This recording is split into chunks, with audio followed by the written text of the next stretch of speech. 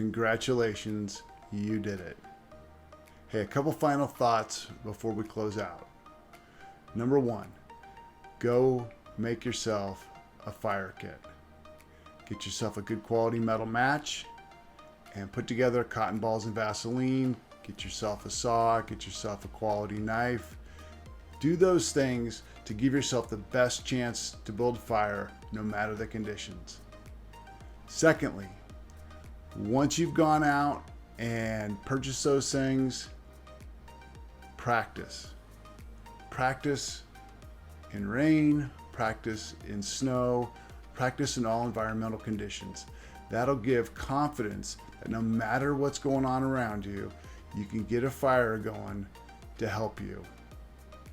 Hey, Brett and I want to thank you so much for journeying with us as we talked about fire building in different environments and under challenging conditions.